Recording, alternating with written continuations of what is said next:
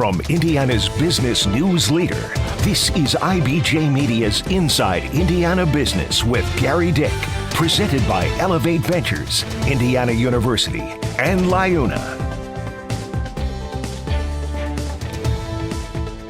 Hello and welcome to Inside Indiana Business. I'm Gary Dick. It was a chance for Indiana to showcase its economy and vision for the future to a global audience. And the state used the platform to promote some big deals.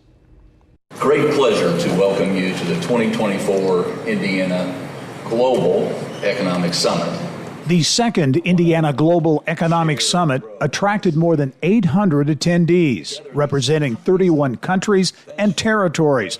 They not only got a dose of Hoosier hospitality, they were also a captive audience for a flurry of major economic news, including the creation of the state's first $100 million growth fund, Indiana and Elevate Ventures partnering on a fund designed to keep growing startups in the state.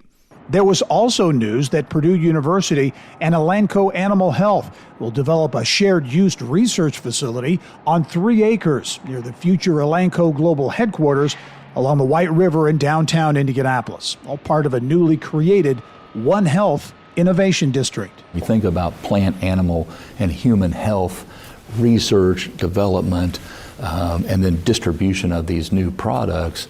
It's going to be, Indianapolis will be the epicenter on this front. And the blockbuster news, Eli Lilly and Company committing to an additional $5.3 billion investment in its planned manufacturing campus in the LEAP Innovation District in Boone County, bringing its total investment there to $9 billion and 900 jobs. It's really hard to put into words, and these are the type of projects and investments that we'll look back a decade from now and say, that was the day that everything changed. When you look at the number of workers that we hired, the high-skilled jobs, the partnerships with Ivy Tech, the partnerships with the community around LEAP, it truly is game-changing. And sitting here today, it's really hard to really quantify, but it's just massive. Truly transformational, unprecedented in their company's history at this level, and another Lilly legacy that we as Hoosiers are going to be the direct beneficiary of because of their confidence, again, in our workforce in the state of Indiana going forward, making this kind of commitment. I'll have some envious governors out there. Lilly's investment believed to be the largest of its kind in the United States. And this week I sat down with Lilly CEO Dave Ricks and asked why Lilly chose Indiana for the investment. We've chosen Indiana, I think, for a variety of reasons. One is, of course, it's close to our research and development and other manufacturing activities in downtown Indianapolis. Also, the state has really embraced, I think, the new basis of competition for these large-scale projects. And the currency is speed. As you may know, we've made some useful products, particularly Mounjaro and Zepbound, and we are unable to meet global demand right now. We've not launched in many markets. We've got restrictions on some doses in the U.S. We're in a race to supply to meet patient needs and alleviate the suffering they have. And so we need to work with people who can get things done quickly. And so the quickest thing to do is always to expand an existing site. And although the Lebanon announcement from last year is still under construction, as you may see if you drive north on 65, expanding that is an easy option. And then the state's been really good to work with and I think hone their skills at building workforce, being able to concentrate resources for us at this large site, and then deliver on a strong incentive package for us. And do so in record time. We started the conversation with them just in late February. So pretty exciting moment, and Indiana's sped up on landing these big projects. Workforce, such a critical issue, obviously. And I know you're working with a number of entities, Purdue and Ivy Tech and others, to address the workforce situation, including a training center, I think, right, that will be at the LEAP district. Correct. Yeah. IEDC, Lilly, Purdue are teaming up to have a training facility for biotechnology right there at the LEAP district nearby our site. So people can learn a new trade, whether you want to move from one type of manufacturing to biotechnology. You can take those classes with Ivy Tech. We'll be sponsoring a number of Lilly scholars. So for some high potential students, that will be paid for. And then Purdue also delivering content, and I think will plan to build out part of their pharmaceutical engineering program, which they're now expanding, using either our facility or that training facility, so their engineers can have hands-on experience. So it's an exciting development, and I think offering new careers for lots of Hoosiers or maybe people from out of state who want to come move here. Dave, when you first made that first major investment in LEAP, you and I think talked about the proximity to Purdue University. And since then, Mung Chang and others have talked about this high-tech corridor between, West Lafayette through Lebanon down to Indianapolis. As you look at the bigger picture, Indiana has since been selected, Indiana's Heartland Bioworks has been selected as a regional technology and innovation hub. What do you see big picture for Lilly and more broadly the state of Indiana beginning to come to life? Yeah, it is I think a good moment, and we're starting to see some momentum. Lilly's growth is a key driver. I think there's a couple other trends happening that are important. One you mentioned, which is a real state strategy to focus on advanced manufacturing in some certain sectors. There's been a lot of talk about chips, and Senator Young has led the Chips and Science Act, and we've seen big investments in the state there. Green energy and batteries and so forth. But the third pillar of that, I think, really needs to be biotechnology and making medicine, because our history's here. But also we have a lot of skills and abilities in the state, whether it be a large med school here at IU, the pharmacy program and engineering programs at Purdue. There's a lot of strengths to bring to bear. The third tailwind is actually repatriation of that supply chain, of actually all three of those. So as we learned during the pandemic, we ran out of some critical medical inputs for geopolitical reasons. You also see pressure to move supply chains closer to their markets. The U.S. is the biggest market for pharmaceuticals. There's a lot of jump balls in the air right now, and Indiana could go grab them and recruit other companies to make medicine here in the state as well. And these will, I think, upgrade the lives of many Hoosier families, because these are great paying jobs, good work, and what better way to spend your career than making a product that helps people get better. Lilly CEO Dave Ricks, the first phase of manufacturing in Boone County expected to start in 2026. Well, coming up next, the battle for a soccer stadium in downtown Indianapolis. It is on. And Indy 11 owner Ersal Ozdemir joins me next in studio. We build Indiana. The Laborers International Union of North America are men and women building roads and bridges to get Hoosiers where they're going today, and a new energy infrastructure that will keep Indiana competitive tomorrow. LIUNA's over 12,000 statewide members also grow local economies, earning good union wages, shopping where they live and work, and paying taxes. We build Indiana for good jobs and stronger communities. The Laborers International Union of North America. We are LIUNA. Well, the drama surrounding the future of professional soccer, perhaps Major League Soccer, and a new stadium in downtown Indianapolis continues to play out. And the implications for the city are substantial. This week, a city county council committee voted 6-4 in favor of creating a new downtown professional sports district to fund a potential MLS stadium on the near east side of downtown Indianapolis. As part of that plan, the city has really pulled its previous support of the planned Indy 11 Park along the White River, proposed by Keystone Development Corporation and Indy 11 owner Ersal Ozdemir, who is not going down without a fight. He joins me now in studio with more. Ersal, thanks for joining me. Thanks for having me. First of all, this vote, 6-4 committee, goes to the full council next week. Does this change the equation for you in any way? Not at all. Obviously, as you know, we brought soccer to Indiana. We invested millions of dollars to bring the team, build a fan base, renovated a venue, and we grew the soccer, know that professional soccer works in Indiana. We've obviously invested in the infrastructure, the legislation that helped us to get to where we are, and we bought land, and we've got a design ready to build, and we're going to continue to advocate what's right and continue to advocate for the constituents, neighborhoods, and all Indianapolis and Indiana. You've expressed frustration and a lack of communication with the city of Indianapolis in this process. What needs to happen to bridge that gap? Because obviously there's a big gap here. Yeah, I mean, any transactions, we've been doing private-public works for a long time. We're one of the largest developers in the state of Indiana. Recently just invested my own $300 million over downtown Indianapolis. Our office is based in the city. Private owners, our investors are from Fort Wayne to Evansville, Indianapolis, and we are here. We're continuing to invest to make sure that we are going to put everything in place to get to MLS, soon, and we are going to continue to advocate for that.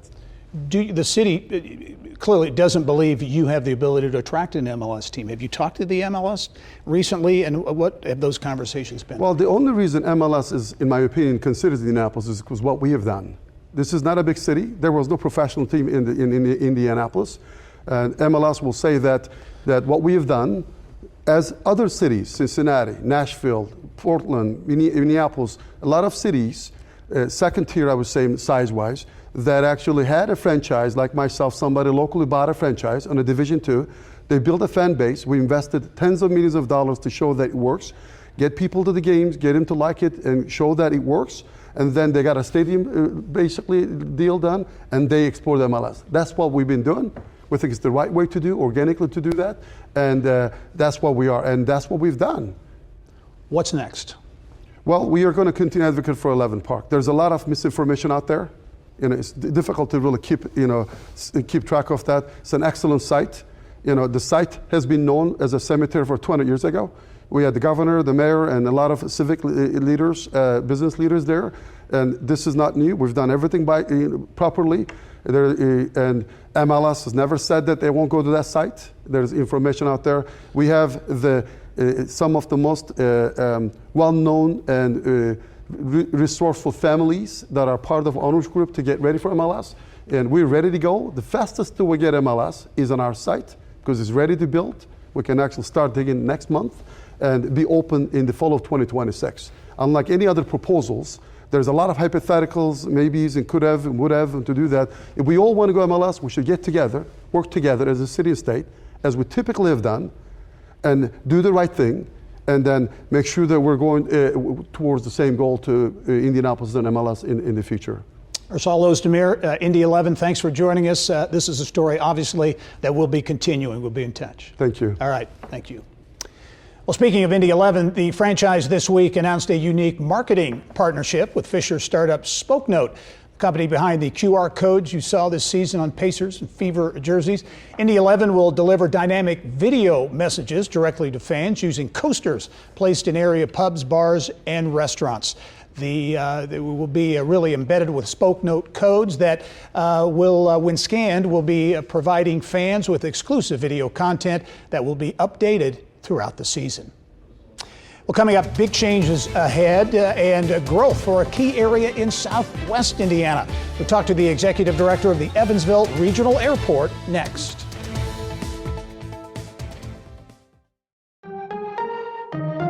Finding the right healthcare partner for your business isn't easy, but Hancock Wellbeing at Work can help. We're a different kind of program that combines employer clinics with a wellness strategy. And in a lot of cases, we can deliver greater health benefits at a lower cost. See why well-being for your employees is well-being for your business at HancockWellbeingAtWork.org.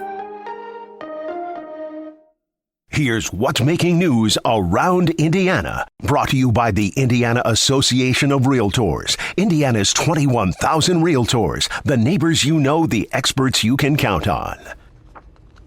Well, as we go around Indiana this week, we begin in Evansville, where the return of air service and some major projects are helping to reshape the region's front door.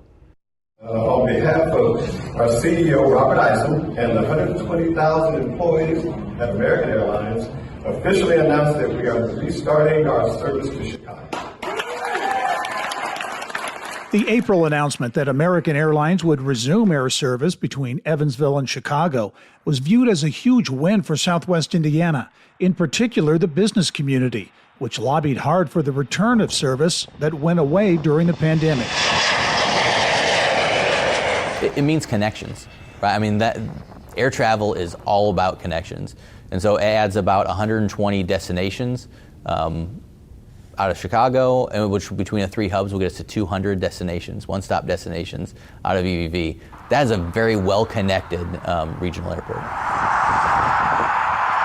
The return of service to Chicago comes as passenger traffic in Southwest Indiana is on the rise, up double digits over last year. Using American as an example, compared to pre-pandemic, they're going to be up 36% once Chicago comes back. that is a huge percentage increase from a seat capacity standpoint for our community, and it's great for our community. But then we have added leisure. So we've added Breeze Airways, started in February, so they're going to Orlando International, but then Allegiant, who we've had for several years, has expanded service, St. Pete Clearwater, and then will additional service to Orlando Sanford. And that really does create, we talk about quality of place in our community. And that leisure adds to that, right? So this summer you have 9 opportunities every week to get to Florida from Evansville, where just 4 or 5 years ago you had 1 or 2. The look of the front door to Southwest Indiana is also on the rise. In 2019, Evansville dedicated a refurbished $20 million passenger terminal. Now work continues on a new $7.5 million private aviation terminal. Evansville-based United Company's subsidiary, Tri-State Aero, doubling the size of the terminal to 10,000 square feet and dramatically upgrading amenities for corporate travelers. And in the midst of all the positive news, airport officials say they are continuing to manage the industry-wide pilot shortage. Well, that new private aviation terminal at Evansville Regional expected to be complete this fall. Well, it was once the site of the tallest building in the River City, Evansville, and now groundbreaking for the Vault on Main project has begun in the heart of downtown. It's a mixed-use development space that will include more than 160 apartment units, retail space, and a parking garage. It's a nearly $60 million project. I think the sense overall is that we've got to continue to invest in downtown. We know that it is our economic hub. And we want, again, to continue to make it, really diverse in terms of the experience that you're going to have downtown, but also the options for retail, for shopping and eating and so forth. Construction on that long-awaited project expected to take about 2 years. Meantime, in Terre Haute, the Larry Bird Museum is now open. Located downtown in the Terre Haute Convention Center, this interactive museum takes you through Larry Legend's storied basketball career. It is expected to be a big-time tourist attraction as well, bringing in people from all around the globe. Him choosing Terre Haute, Indiana State University, and carrying that legacy that he has with him on throughout his whole entire career, and winning a national championship and saying, hey, this is for Terre Haute, those are things that we'll never forget, and we're really excited to finally have this thing come into fruition. The museum is free, but you do need a reservation to get a time slot in advance online. Coming up next, we are only a couple of weeks away from the U.S. Olympic swim trials in Indianapolis, and one major company working to help Hoosiers stay safe in and around the water. Those details coming up next. Time now for our Eye on Education, brought to you by PNC Bank. Well, Purdue University has launched a new education platform with a focus on issues related to the intersection of technology, national security, and economic prosperity. There are about 17 one-hour classes led by Purdue faculty in this initiative. It's subscription-based, but one class is offered as a free trial. Indianapolis making history in the upcoming U.S. Olympic swim trials as crews build pools inside an NFL stadium for the first time ever. And one of the biggest companies in Indiana funding the record-breaking build. Business of Health reporter Kylie Valletta here now with more. Kylie. That's right, Gary. With the spotlight on its hometown, Eli Lilly and Company signed on as the presenting sponsor of the U.S. Olympic team's swimming trials. Lilly is also diving in to support a water safety training program and spotlighting the Olympic hopefuls. We had a chance to talk with gold medalist Chase Kalish about his Olympic journey and the mission to make more Hoosiers water safe.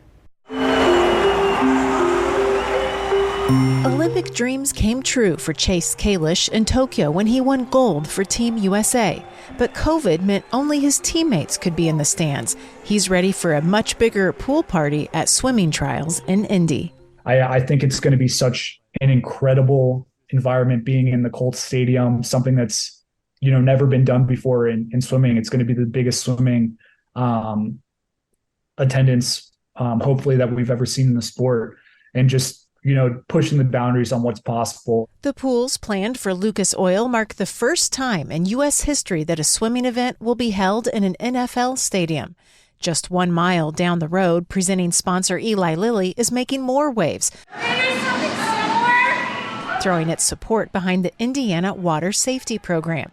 The project is halfway to its goal of teaching 50,000 Hoosiers to be water safe by the end of this year.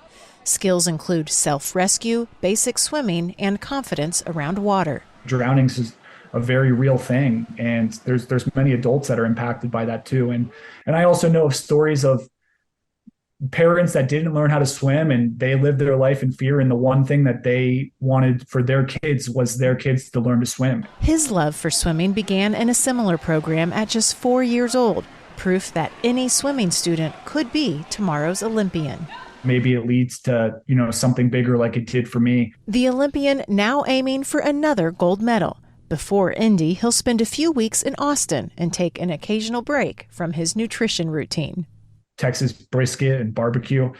Oh man, there's nothing that brings me back like that. And I probably ate a little too much barbecue last time I was there. So maybe 1 or 2 visits before Olympic trials. It will be all business when he gets to Indianapolis, a city that's been good to him. And I'm really looking forward to, being in such a rich swimming history city such as Indianapolis.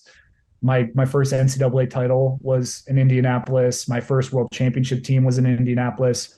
I've done probably 15 to 20 meets in Indianapolis. But none that make a splash as big as this. And to help even more young Hoosiers dip their toe into swimming, Lilly is partnering with USA Swimming and the Indiana Sports Corporation to give hundreds of kids free admission to the swim trials. Gary? Great story, Kylie. A big event. We're going to have much more on that next week. Thanks for joining us. Well, that's all the time we have for this edition of Inside Indiana Business. Thanks for joining us. I'm Gary Dick. Go out and make it a successful week. Thank you for listening to the Inside Indiana Business Television podcast. Remember, you can get the latest business news from every corner of the state at InsideIndianaBusiness.com. I'm Gary Dick. Go out and make it a successful week.